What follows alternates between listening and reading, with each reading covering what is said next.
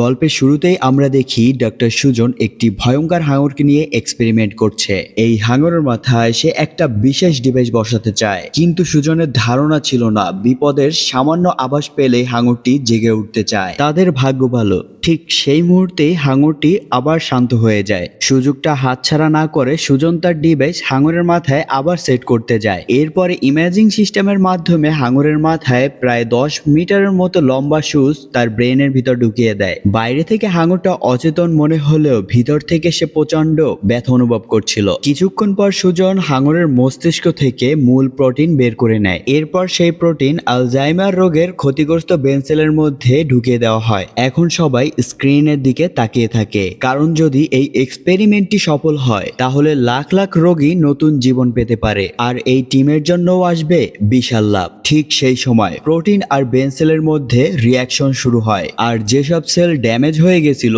সেগুলো আবার ধীরে ধীরে রিপেয়ার হতে থাকে। এই মুহূর্তটাই প্রমাণ করে দেয় তাদের রিসার্চ সত্যি সত্যি সফল হয়েছে। সাফল্যের উত্তেজনায় একজন সায়েন্টিস্ট সাথে সাথে একটি সিগারেট জ্বালিয়ে দেয়, কিন্তু বিপদটা আসে এখানেই। সে একদম নিশ্চিন্ত হয়ে হাঙরের কাছে চলে যায়, আর তখনই সিগারেটের গন্ধ পেতেই হাঙরটা হঠাৎ জেগে ওঠে। 1 সেকেন্ডের মধ্যেই হাঙরটি লোকটির উপর ঝাঁপিয়ে পড়ে এবং সবার চোখের সামনেই তার শরীর থেকে একটি হাত আলাদা হয়ে যায়। চারদিকে আতঙ্ক ছড়িয়ে পড়ে, কারণ হাঙরটা পুরোপুরি বেকাবু। এই দিকে হাঙরটিকে থামাতে কার্টার দ্রুত একটি শটগান হাতে তুলে নেয়, আর সুজন তখন বুঝে যায় এত কষ্ট করে পাওয়া এই রিসার্চ রেজাল্ট যদি নষ্ট হয় তাহলে সব শেষ হয়ে যাবে। তাই সে আর দেরি না করে সুইচ টিপে দেয় এবং গভীর জলে হাঙরটিকে রিলিজ করে দেয়। গল্পটা এখানে আরো ভয়ঙ্কর হয়ে ওঠে। তারা বুঝতেই পারে না তারা কত বড় একটা ভুল করে ফেলেছে। ঘটনার পরপরই পাশের টাওয়ারে ফোন দিয়ে তারা একটি মেডিকেল টিমকে পাঠাতে বলে, কারণ সবকিছুই ঘটেছিল সেই গভীর সমুদ্রে বানানো রিসার্চ সেন্টারের ভিতরে। বাইরে তখন ভয়ানক ঝড়, আর সবাই প্রথমবার প্রকৃতির আসল রূপ চোখের সামনে দেখে। এদিকে অতিরিক্ত রক্তক্ষরণের ফলে আহত সায়েন্টিস্টের অবস্থা অনেক খারাপ হতে থাকে, কিন্তু আবহাওয়া এতটাই বাজে ছিল তখন ওখানে হেলিকপ্টারই ল্যান্ড করতে পারছিল না। তাই ক্যাবেলের সাথে বেঁধে ঝুলিয়ে তাকে মেডিকেল টিমের দিকে নেওয়ার প্রস্তুতি চলছিল। এরপর সবাই দ্রুত বেসের দিকে রওনা দেয়, কারণ তাদের ভয় ছিল বিশাল সমুদ্রের ঢেউ যে কোনো মুহূর্তে প্রাণঘাতী হয়ে উঠতে পারে। ভালো খবর ছিল বাকিরা নিরাপদে বেসে পৌঁছে যায়, কিন্তু স্ট্রেচারে শোয়া সেই লোকটার বেহাল অবস্থা হয়ে যায়। ঠিক সেই সময় ঝড়ের ধাক্কায় উপরে তোলার মেশিনটা নষ্ট হয়ে যায়, আর 1 সেকেন্ডের মধ্যেই কোনো সাপোর্ট ছাড়া সে সরাসরি নিচে পড়ে যায়, যেখানে অসংখ্য হাঙর রয়েছে। বেসে ফিরে তারা তখন যা দেখে তাতে তাদের রক্ত হিম হয়ে যায়। হাঙরটা তার শক্ত চোয়ালে কেবলটা ধরে কামড়ে আছে, আর সেই কেবলটাকে ধরে হেলিকপ্টারটাকে যেন খেলনার মতো টানাটানি করছে। কয়েক সেকেন্ডের মধ্যেই হেলিকপ্টারটা টাওয়ারের দিকে ধাক্কা খায়। এরপর বিশাল এক বিস্ফোরণে হেলিকপ্টারটি ভেঙে যায়। ব্লাস্টটা এত বেশি শক্তিশালী ছিল যে তাদের কয়েকটা বেসেই আগুন ছড়িয়ে পড়ে। সবাই যখন কন্ট্রোল প্যানেল নিয়ে ব্যস্ত, ঠিক তখনই রাসেল চোখের কোণে দেখে পানির মধ্যে থেকে কিছু একটা তাদের দিকে তীব্র গতিতে আসছে। পরক্ষণেই সে বুঝে যায় ওই একই হাঙর সেই আহত ব্যক্তিকে মুখে চেপে নিয়ে সে কাচের দেয়ালের দিকে ছুটে আসছিল। সেই হাঙরটা লোকটাকে পুরো শক্তি দিয়েই কাচের দেয়ালের দিকে ছুঁড়ে মারে। তার কয়েক সেকেন্ড পরেই কাচের দেয়ালগুলোতে ফাটল ধরে যায়, যেন সেটা এক্ষুনি ভেঙে পড়বে। মরতে থাকা সঙ্গী আর কাচে ফাটল ধরা দেখে তাদের ভয় যেন আরো তীব্র হয়ে যায়। তারা সেখান থেকে সরে যেতে যাচ্ছিল, ঠিক এমন সময় এমন একটা দুর্ঘটনা ঘটে যেটা সমস্ত কিছু উল্টে দেয়। সমুদ্রের পানি কাঁচ ভেঙে গর্জন করতে করতে ল্যাবের মধ্যে ঢুকে যায়। বরফ ঠান্ডা পানি যত বেশি ভিতরে ঢুকছে ততই তাদের সবার বুক ধড়ফড় করে উঠছে। এই জায়গায় 1 সেকেন্ডও থাকলে সবার মৃত্যু নিশ্চিত, সেটা সবাই বুঝে যায়। যান বাঁচাতে তারা দৌড়ে গিয়ে একটি সিক্রেট রুমের ভিতর ঢুকে যায়, কিন্তু বিপদ এখানেই থামে না। পানির চাপ এত বেশি ছিল যে গেটটা বন্ধ করাই যেন অসম্ভব হয়ে যায়। কয়েকজন মিলে তাদের সর্বশক্তি দিয়ে গেটটা ঠেলে টেনে কোনোভাবে গেটটা বন্ধ করে দেয়। এই মুহূর্তে অন্তত তারা বেঁচে আছে, কিন্তু আসল সমস্যা এখন শুরু হয়। এত বড় ব্লাস্ট, তার উপর ল্যাব ডুবে যাচ্ছে।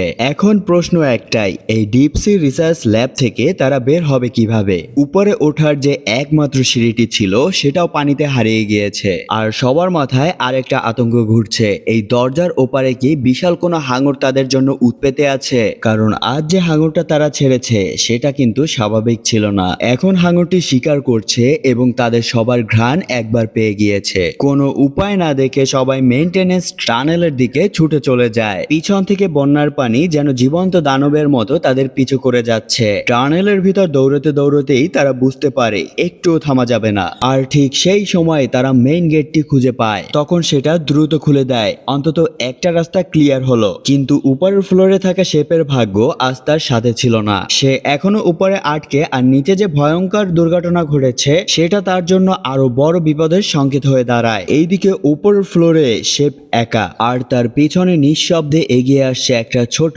কিন্তু ভয়ঙ্কর হাঙর। শেপ ওটা দেখে একদম ঘাবড়ে যায়, মুখটা ভয়েই ফ্যাকাশে হয়ে ওঠে। সে আর পিছনের দিকে তাকায় না, প্রাণপণে সামনের দিকে দৌড়ে পালায়। দৌড়তে দৌড়তে কিচেনের দিকে ঢুকে পড়ে। এই মুহূর্তে মনে হয় সে বেঁচে গেছে, কিন্তু সে রিস্ক নিতে চায় না। সে দ্রুত পাশে পড়ে থাকা একটা প্যান হাতে নেয়, যেন দরকার হলে সেটা দিয়ে আঘাত করতে পারে। এরপর সে দেখে সাময়িকভাবে হাঙরটা অন্যদিকে ঘুরে গেছে। তখনই তার হাঁপাতে থাকা বুকটা একটু শান্তি পায়, কিন্তু সে জানে এখানে বেশিক্ষণ দাঁড়িয়ে থাকা মানে বিপদ ডেকে আনা। তাই সে কিচেনের সেলফের উপর উঠতে থাকে, যেন পানির লেভেল থেকে উপরে থাকা যায়। কিন্তু শেফের ভাগ্য আজ তার সাথে ছিল না।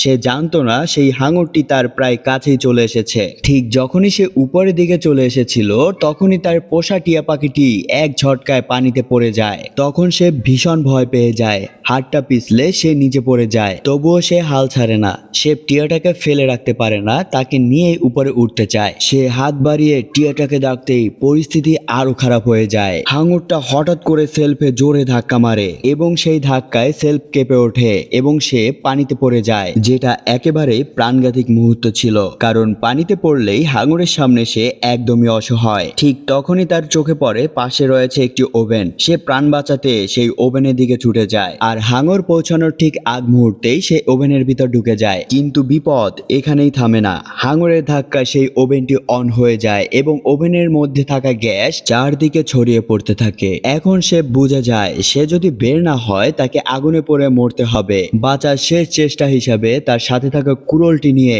উপরের দিকে আঘাত করতে শুরু করে, যাতে কোনোভাবে বের হওয়ার পথ তৈরি করা যায়। সে যখনই উপরের দিকে ছিদ্র করতে পারে তখনই সে উপরের দিকে উঠে যায়। তারপর কোনো চিন্তা না করেই সে দ্রুত পানিতে ঝাঁপিয়ে পড়ে, একদম হাঙরের পেছনে। শব্দ পেয়েই হাঙরটি তার দিকে ঘুরে আসে, আর ঠিক সেই মুহূর্তেই সে পকেট থেকে একটা লাইটার বের করে এবং দ্রুত ওভেনের দিকে ছুঁড়ে মারে। পরের মুহূর্তেই বিশাল এক বিস্ফোরণে সেই হাঙরটি সেখানেই টুকরো টুকরো হয়ে যায়। একটা হাঙর মরল, কিন্তু বিস্ফোরণের ধাক্কা সবার মনে একটা বড় প্রশ্ন তুলে দেয়। একটা সাধারণ সামুদ্রিক প্রাণীর ভিতরে মানুষের উপর হামলা করার এমন বুদ্ধি কিভাবে আসে? সে কেন নিজের শিকারকে কাঁচ ভাঙার অস্ত্রের মতো ব্যবহার করলো? ঠিক তখনই ডাক্তার সুজন সবাইকে সত্যিটা বলে দেয়। প্রোটিন বের করার জন্য তারা হাঙরের ব্রেনে একটি ইললিগাল কেমিক্যাল মিশিয়েছিল, মানে বেআইনি রাস্তা। সেই কেমিক্যালের কারণেই হাঙরের ব্রেন অস্বাভাবিকভাবে বড় হয়ে যায়, আর তার ইন্টেলিজেন্ট কয়েক গুণ বেড়ে যায়। কিন্তু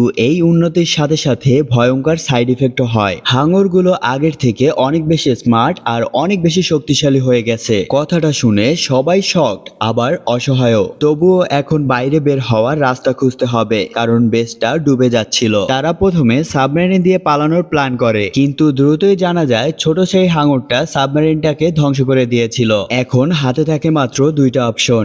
এক, সাঁতরে প্রথম ফ্লোরের প্ল্যাটফর্মে পৌঁছাবে, তারপর সেখান থেকে লিফটের উপরে ওঠার চেষ্টা করবে। কিন্তু এই পথে সামান্য ভুল মানেই মৃত্যু, কারণ চারদিকেই হাঙরের হুমকি। দুই অপশনই ভয়াবহ, আর এই ভয়টা টিমের মধ্যে রাগ বাড়িয়ে দেয়। ঠিক তখনই রাসেল একটা নতুন প্রস্তাব দেয়, ড্রাইভ করে বেরিয়ে যাওয়ার। কিন্তু মনে হয় হাঙরের কাছে এই প্ল্যানটি মোটেও পছন্দ হয়নি, কারণ হঠাৎ করেই এক বিশাল হাঙর পানি থেকে লাফ দিয়ে উপরের দিকে উঠে আসে। এক ঝটকায় রাসেলকে তার শক্ত চোয়ালে চেপে ধরে, আর তাকে টেনে নিয়ে যায় গভীর পানির নিচে। এই দৃশ্য দেখে সবাই স্তব্ধ হয়ে যায়। মনে হতে থাকে হাঙরটা যেন তাদের ড্রাইভ করার অপশনও আগে থেকেই নষ্ট করে দিয়েছে, আর এখন যেন তারা ধীরে ধীরে ফাঁদে আটকে যাচ্ছে। আর প্রতিটা সেকেন্ডে সেই ফাঁদ আরো টাইট হচ্ছে। আর বাধ্য হয়ে তখন তারা সামনের গেটটা খুলে দেয়, এবং তখন তারা মনে করতে থাকে এটাই যেন উপরে যাওয়ার রাস্তা। কিন্তু কয়েক সেকেন্ড পরেই এয়ার প্রেসারের ধাক্কায় সমস্ত পানি লিফট শার্পের মধ্যে গর্জন করতে করতে ঢুকতে শুরু করে। পরিস্থিতি বুঝে দুইজন মেম্বার তাদের জীবন বাজি রেখে সেই দরজাটি আবার আটকে দেয়। এইটুকুতে তারা বাঁচলো ঠিকই, কিন্তু সামনে নতুন বিপদ আরো অপেক্ষা করছিল। উপরের লিফট এরিয়ায় আগের ব্লাস্টের কারণে আগুন লেগেছিল, মানে উপরের দিকটা আগুনে ঝলসে যাচ্ছে, আর নিচে পানি উঠছে। ঠিক তখন দরজার ওই পাশ থেকে হাঙরের তাণ্ডব শুরু হয়। সে বারবার দরজায় ধাক্কা মারছে, সে যেন যে কোনো মুহূর্তে ভেঙে ঢুকে পড়বে। অবস্থা খারাপ দেখে কার্টার দ্রুত সিদ্ধান্ত নেয় এবং বাকিদের সামনে এগোতে বলে, আর নিজে ঝুঁকে নিয়ে -1 ফ্লোরের হ্যাচ খুলবে যাতে পানির লেভেল একটু কন্ট্রোল করা যায়। কার্টারের সিদ্ধান্তটা তখন কাজে দেয়। সে হ্যাচটা খুলে দেয় এবং ঠিক সময় একটা হাঙরের আক্রমণের থেকে সবাই বেঁচে যায়। সবাই একটু স্বস্তি পায়, মনে হয় এখন সামনের দিকে এগোনো সম্ভব। কিন্তু এই গল্পে শান্তি বেশিক্ষণ টিকে না। হঠাৎ একটা ঢিলা স্ক্রুর কারণে সিঁড়ির একটা অংশ ভেঙে নিচে পড়ে যায়। সৌভাগ্যক্রমে ভাঙা অংশটা অন্য পাশে আটকে যায়, তাই পুরোটা ভেঙে পড়েনি। তবুও ধাক্কায় ব্যালেন্স হারিয়ে তাদের একজন টিম মেম্বার সোজা পানিতে পড়ে যায়। কার্টার সাথে সাথে নিজেকে সামলায় এবং হাত বাড়িয়ে মেয়েটিকে বাঁচাতে যায়, কিন্তু সে মাত্র 1 সেকেন্ড দেরি করে ফেলে। আর এই 1 সেকেন্ডেই সবকিছু শেষ হয়ে যায়। সবার চোখের সামনেই হাঙরটি সেই নারীকে কামড়ে ধরে। কার্টার পুরো শক্তি দিয়ে মেয়েটাকে টানার চেষ্টা করে, কিন্তু হাঙরটি এক ঝটকায় সেই মেয়েটিকে নিয়ে পানির নিচে তলিয়ে যায়। এই দৃশ্যটি যেন সবাইকে আরো বেশি ভাবিয়ে তোলে। সবচেয়ে খারাপ ব্যাপার হলো তারা এখনো টপ ফ্লোর থেকে অনেকটাই দূরে। উপর থেকে দরজায় ভারী ভারী ধাক্কার শব্দ আসছে। মনে হচ্ছিল হাঙরটা আগেই উপরের দিকে উঠে গেছে। সবার মুখে পরিষ্কার ভয়, কেউ কারো দিকে তাকাতেও পারছিল না। ঠিক তখনই সেখানে এসে পৌঁছায় সে, যার নিজেরই বেঁচে ফেরাটা যেন এই মুহূর্তে এক অদ্ভুত আশ্চর্য।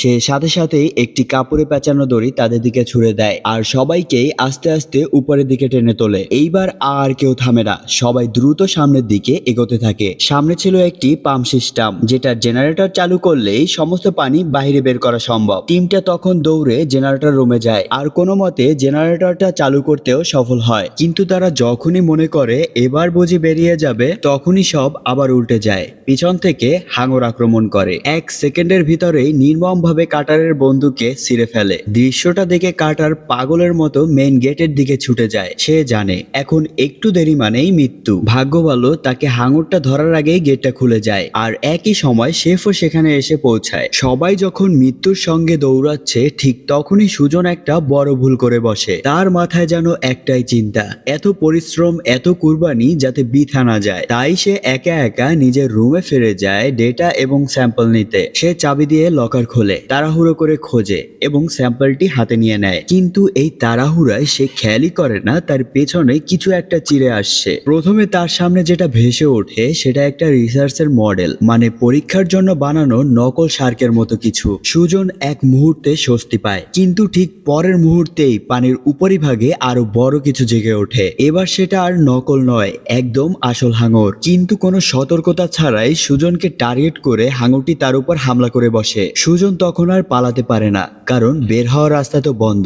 সে বাধ্য হয়ে একটা টেবিলের উপর উঠে বসে, কিন্তু হুড়োহুড়িতে তার মূল্যবান রিসার্চ ফাইলগুলো পানিতে পড়ে যায়। সুজনের চোখে আতঙ্ক, তবুও সে থামে না। তারপর 2 সেকেন্ড দাঁড়িয়ে থেকে আবার সে পানিতে নেমে পড়ে সেই ফাইলগুলো কালেক্ট করতে।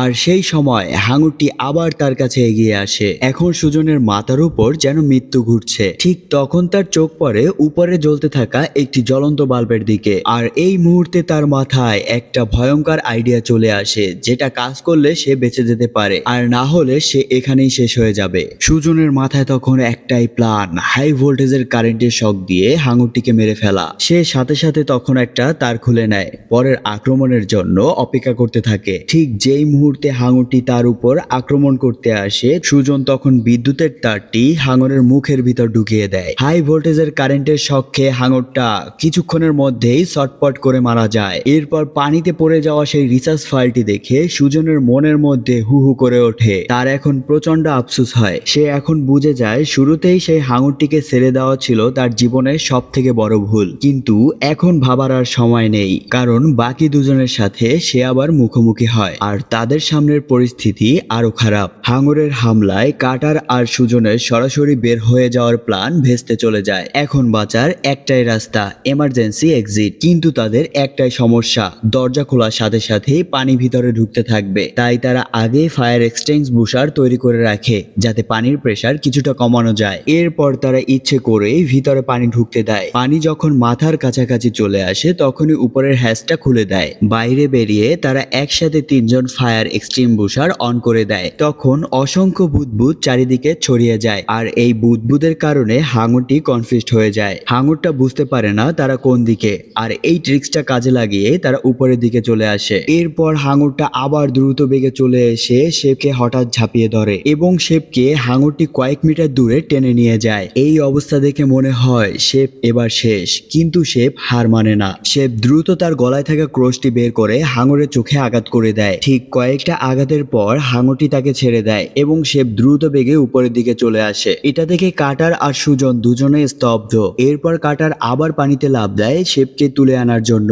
এরপর শেফকে তারা দুজন ভাঙা একটি মাথার উপর তুলে বসায়। এরপর সুজন তার ক্ষতে ব্যান্ডেজ করে দেয় যাতে আপাতত রক্তক্ষরণ বন্ধ হয়। চারদিকে ছড়িয়ে থাকা এসব দেখে তাদের মাথায় একটা ভয়ঙ্কর সত্য পরিষ্কার হয়ে যায়। চারদিকে যে শক্ত দেওয়ালগুলো ছিল সেগুলো দিয়ে চাইলে হাঙরকে ভিতরে আটকে রাখা যেত, আর এখন ধীরে ধীরে সবটা ডুবে যাচ্ছে। এর মানে বোঝা যায় হাঙরটা আর কোনো এরিয়ার মধ্যে আটকা নেই। এখন হাঙরটি শুধু মানুষই মারতে চায় না, সে মানুষের তৈরিকৃত দেওয়াল ভেঙে মহাসমুদ্রে বের হতে চায়, আর সেটা হলে পৃথিবীর জন্য বড় বিপদ আরো তৈরি হবে। তাই তখন তারা দুজনের সিদ্ধান্ত নেয় হাঙরটাকে শেষ করতেই হবে। তারা তখন সব সিগন্যাল ফ্লায়ার থেকে বারুদ বের করতে থাকে, তারপর সেটা একটা হারপুন সেটআপে ভরে। প্ল্যানটা খুবই সোজা, হারপুনটা ঠিক নিশানায় লাগলেই তারা তারটিকে ব্যাটারির সাথে কানেক্ট করে দিবে আর প্রচন্ড কারেন্ট দিয়ে হাঙরটিকে উড়িয়ে দিবে। কিন্তু সমস্যা ছিল একটাই, সেই সময় হাঙরের পুরো ফোকাস ছিল সেই দরজাটি ভেঙে ফেলায়। হাঙরটি তাদেরকে ঠিক মতো নিশানা করার সময় দেয় না। হাঙরটি তখন উপরে আসছে না দেখে সুজন এক চরম সিদ্ধান্ত নেয়।